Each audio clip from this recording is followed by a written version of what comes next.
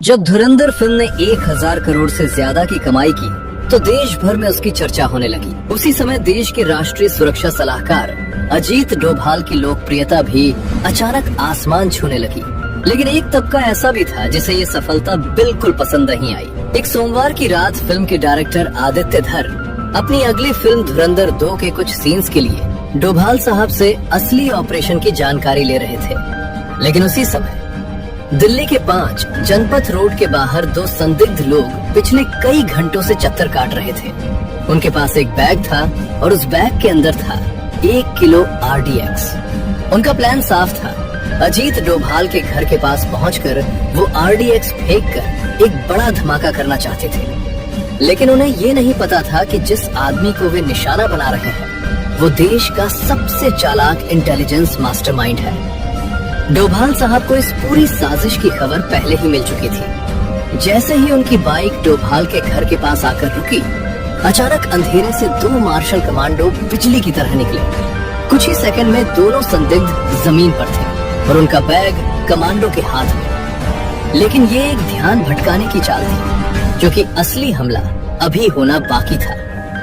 अगले दिन दोपहर 2 बजे अजीत डोभाल को उन अपकमिंग अधिकारियों को संबोधित करना था जो कल देश की रक्षा करने वाले थे। साजिशकर्ताओं ने उसी ऑडिटोरियम के अंदर उन्होंने पहले ही बम फिट कर दिया था और धमाके में सिर्फ 15 घंटे बाकी थे।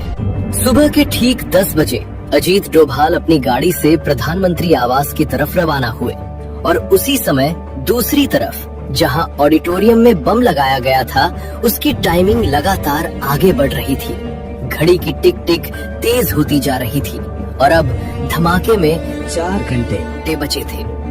ऑडिटोरियम के बाहर कुछ युवा एस्पिरेंट अधिकारी आना शुरू हो चुके थे। इधर अजीत डोभाल प्रधानमंत्री आवास पहुंचते हैं और प्रधानमंत्री मोदी उन्हें देखते ही कहते हैं, अजीत जी, ऑपरेशन ऑक्टोपस के बारे में पता चला? देश का हर नागरिक आपका ऋणी रहेगा। डोभाल हल्की सी मुस्कान के साथ सिर झुका देते हैं, लेकिन तभी उनके पर्सनल फोन पर अचानक एक मैसेज आता है और स्क्रीन पर सिर्फ 2 शब्द चमक रहे थे, रेड अलर्ट। डोभाल की भौहें हल्की सी सिकुड़ जाती हैं, क्योंकि उनके इस निजी नंबर पर कोई अलर्ट नहीं आता था। इस नंबर के बारे में पूरे देश में सिर्फ एक ही व्यक्ति जानता था, गृह मंत्री अमित शाह। डोभाल तुरंत प्रधानमंत्री से जाने की अनुमति लेते हैं और बिना एक पल गवाए सीधे गृह मंत्रालय की तरफ निकल पड़ते हैं। कुछ ही देर बाद गृह मंत्रालय के अंदर एक गुप्त कमरे में सिर्फ 2 लोग बैठे थे, अमित शाह और अजीत डोभाल। अमित शाह धीमी आवाज में कहते हैं, मेरे पास अभी अभी एक मैसेज आया है। और फिर वो अपना फोन डोभाल की तरफ बढ़ाते हैं। स्क्रीन पर लिखा था, हिंदुओं, तुम सब और तुम्हारा इलाज आज से शुरू होगा। आज तुम्हारे एक बहुत बड़े गुर्गे का अंत होगा। डोभाल ने दांत भींच लिए। कमरे में कुछ पल के लिए गहरी खामोशी छा गई और उसी समय घड़ी की सुई बता रही थी, धमाके में अब सिर्फ 3.5 घंटे बाकी थे। अमित शाह कुछ पल तक फोन की स्क्रीन को देखते रहते हैं, फिर गंभीर आवाज में कहते हैं, अभी हमें ये साफ साफ नहीं पता कि ये मैसेज आखिर किसके बारे में है, लेकिन अगर ये संदेश सीधे मेरे पास आया है तो इसका मतलब साफ है, किसी की जान को गंभीर खतरा है और हमें तुरंत पता लगाना होगा कि आखिर निशाना कौन है। कहीं ऐसा तो नहीं कि प्रधानमंत्री मोदी पर किसी नए हमले की तैयारी हो रही हो। कमरे में एक पल के लिए गहरी खामोशी छा जाती है। अजीत डोभाल बिना एक शब्द बोले सिर हिलाते हैं और फिर तेज कदमों से गृह मंत्रालय से निकलकर सीधे अपने दफ्तर की तरफ रवाना हो जाते हैं। कुछ ही देर बाद अजीत डोभाल के ऑफिस के अंदर एक बेहद गोपनीय बैठक शुरू हो चुकी थी। कमरे में सिर्फ 3 लोग बैठे थे, अजीत डोभाल, रॉ के चीफ रवि सिन्हा और IB के डायरेक्टर तपन कुमार टेका। रवि सिन्हा धीरे धीरे बोलना शुरू करते हैं, सर, एक संभावना ये भी हो सकती है कि ऑपरेशन ऑक्टोपस की सफलता के बाद आतंकवादी संगठनों में गुस्सा हो और शायद वे बदले की भावना से प्रधानमंत्री मोदी पर फिर से हमला करने की कोशिश कर रहे हो। ये सुनते ही अजीत डोभाल की आंखें हल्की सी फैल जाती हैं। वो कुछ सेकंड तक चुपचाप रवि सिन्हा की तरफ देखते रहते हैं, फिर धीमी लेकिन बेहद ठंडी आवाज में कहते हैं, नहीं, इतना बड़ा ऑपरेशन फेल होने के बाद वे लोग इतनी जल्दी प्रधानमंत्री पर दोबारा हमला करने की गलती नहीं करेंगे। उनका टारगेट कोई और है। कमरे में मौजूद दोनों अधिकारी एक दूसरे की तरफ देखने लगते हैं। अजीत डोभाल अपनी घड़ी की तरफ नजर डालते हैं, फिर शांत स्वर में कहते हैं, मुझे अभी खमानी ऑडिटोरियम की तरफ निकलना होगा। वहाँ मुझे देश के कुछ आने वाले फ्यूचर ऑफिसर्स को संबोधित करना है। मैं करीब 3 बजे तक वापस आ जाऊंगा। इतना कहकर अजीत डोभाल अपनी कुर्सी से उठते हैं और कुछ ही क्षणों बाद वो ऑफिस से बाहर निकल जाते हैं। और उसी समय घड़ी की सुई बता रही थी धमाके में अब सिर्फ 2 घंटे बाकी थे।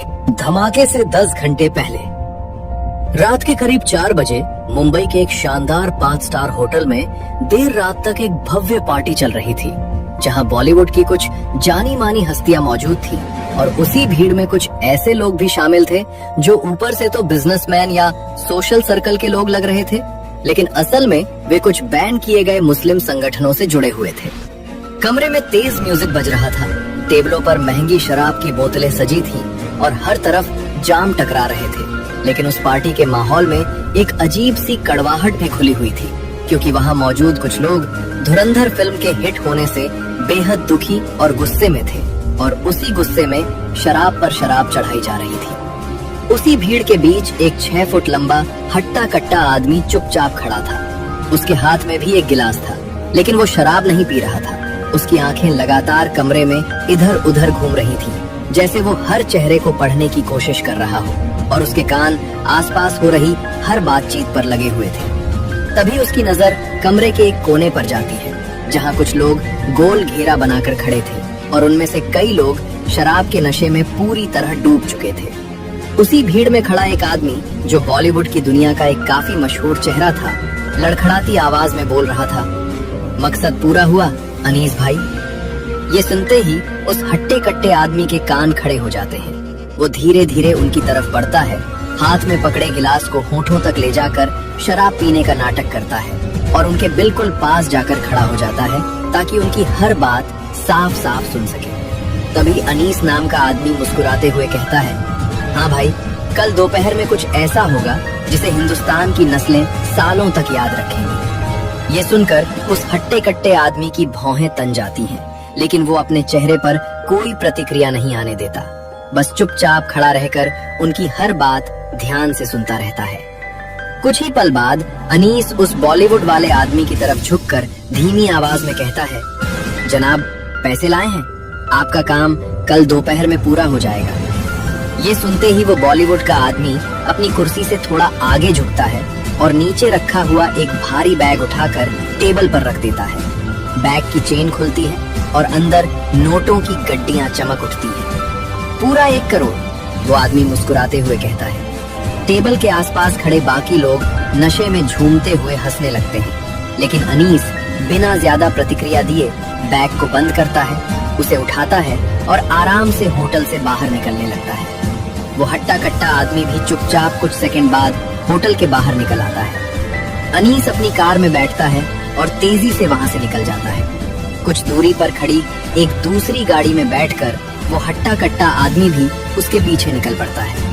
वो गाड़ी चलाते हुए अपने फोन से एक नंबर डायल करता है। उधर दिल्ली में अजीत डोभाल का फोन बजता है। समय था सुबह के 5 बजे। डोभाल फोन उठाते हैं और शांत आवाज में कहते हैं, हाँ विक्रम। फोन के दूसरी तरफ से आवाज आती है, सर धमाका दिल्ली में कल दोपहर होने वाला है। अभी तक इतना ही कंफर्म हुआ है। मैं आगे की जानकारी निकालने की कोशिश कर रहा हूँ। जिस हट्टे कट्टे आदमी ने ये फोन किया था वो कोई आम आदमी नहीं था। उसका नाम था विक्रम प्रताप सिंह, वही अधिकारी जिसने ऑपरेशन ऑक्टोपस को लीड किया था। दरअसल पिछली रात जब अजीत डोभाल के घर के पास धमाके की कोशिश हुई थी, तभी उन्हें शक हो गया था कि मामला सिर्फ एक छोटी साजिश का नहीं बल्कि किसी बहुत बड़े हमले की तैयारी का हिस्सा हो सकता है।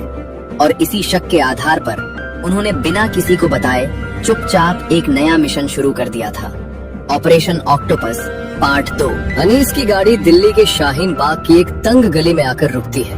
पीछे विक्रम पहले ही अपनी टीम को एक्टिवेट कर चुका था और दूसरी तरफ अजीत डोभाल अपने घर से पूरे ऑपरेशन को गाइड कर रहे थे। समय था सुबह के 6 बजे और धमाके में अब सिर्फ 8 घंटे बाकी थे।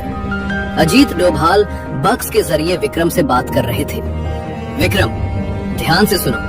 अनीस जैसे ही किसी घर में घुसने की कोशिश करे, टीम उसे उससे पहले ही पकड़ लेगी और तुरंत वहाँ से ले जाएगी। उसके बाद पैसों का बैग लेकर सिर्फ तुम उस घर के अंदर जाओगे, जैसे कि डील अभी भी जारी है। विक्रम तुरंत जवाब देता है, जी सर। उधर अजीत डोभाल अपने कमरे में बैठे गहरी सोच में डूबे हुए थे और पूरी साजिश की कड़ियों को जोड़ने की कोशिश कर रहे थे।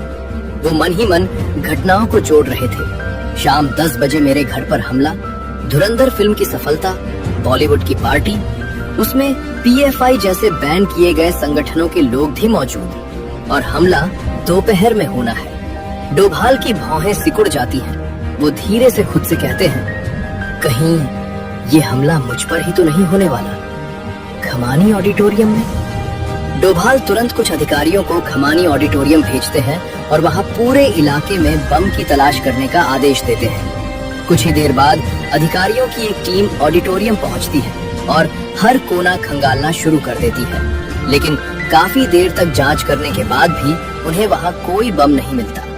एक अधिकारी फोन पर अजीत डोभाल को जानकारी देता है, सर यहाँ बम नहीं है। घड़ी की सुई अब सुबह के 8 बजे दिखा रही थी और धमाके में अब सिर्फ 6 घंटे बाकी थे। उधर जैसे ही अनीस उस घर में घुसने की कोशिश करता है, ऑक्टोपस टीम के कुछ लोग जो पहले से ही सादी वेशभूषा में वहाँ मौजूद थे, उसे तुरंत पकड़ लेते हैं और बिना किसी शोर शराबे के चुपचाप गाड़ी में बैठाकर वहाँ से ले जाते हैं। विक्रम तुरंत अजीत डोभाल को जानकारी देता है, सर अनीस को गिरफ्तार कर लिया गया है। अब मैं पैसों का बैग लेकर घर के अंदर जा रहा हूँ। डोभाल जवाब देते हैं, ठीक है विक्रम, मुझे कुछ देर में पीएम आवास की तरफ निकलना है, तुम हर खबर मुझे देते रहना। विक्रम, जी सर। विक्रम पैसों का बैग लेकर घर के अंदर घुस जाता है। अंदर 2 लोग बैठे थे। विक्रम उनमें से एक आदमी को देखते ही चौंक जाता है, क्योंकि वो कोई और नहीं बल्कि दिल्ली पुलिस का एक जाना माना रिटायर्ड अधिकारी आदिल अकरम था।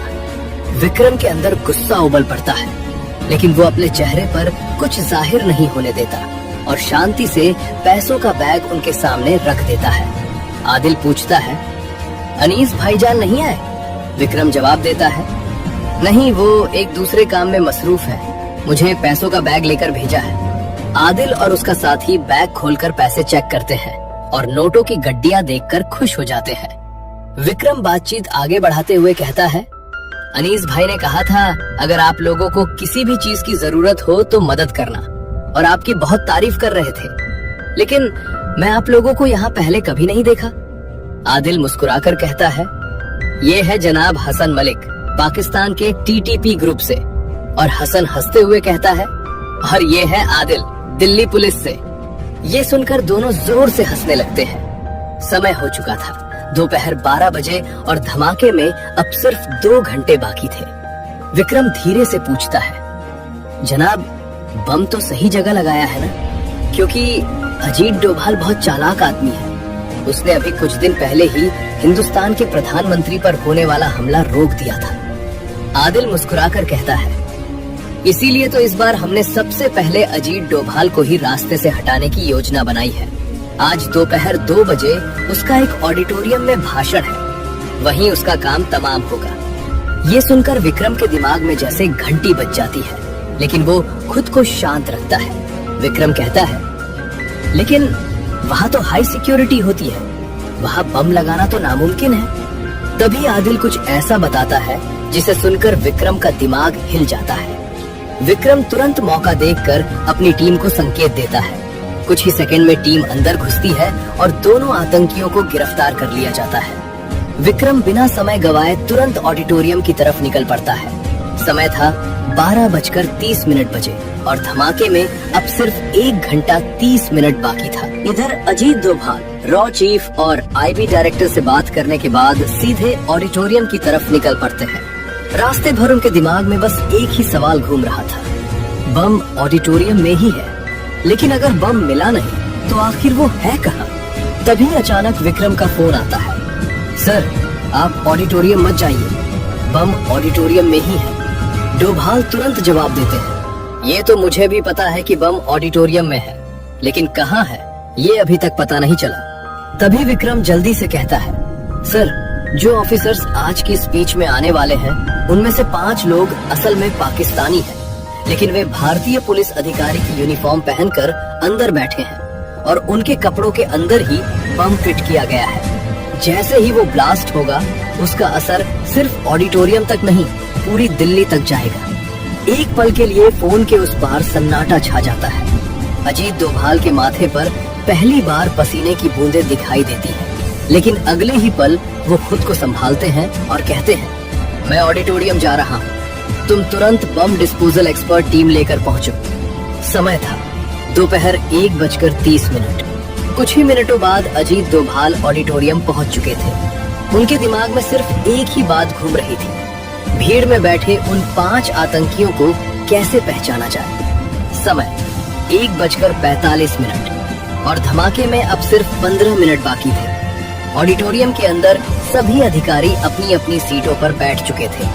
डोभाल धीरे से कुछ अफसरों को इशारा करते हैं और अगले ही पल कई अफसर चुपचाप ऑडिटोरियम के अलग अलग कोनों में खड़े हो जाते हैं। फिर अजीत डोभाल तय समय से 15 मिनट पहले ही मंच पर पहुंच जाते हैं। उधर विक्रम भी बम डिस्पोजल टीम को लेकर ऑडिटोरियम में पहुंच चुका था।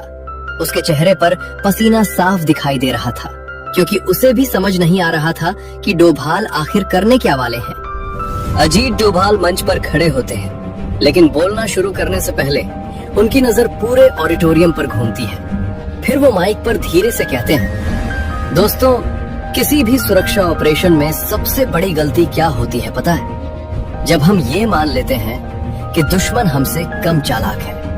ऑडिटोरियम में हल्की खामोशी छा जाती है। डोभाल आगे कहते हैं, इसलिए आज का संबोधन शुरू करने से पहले हम एक छोटा सा सिक्योरिटी ड्रिल करेंगे।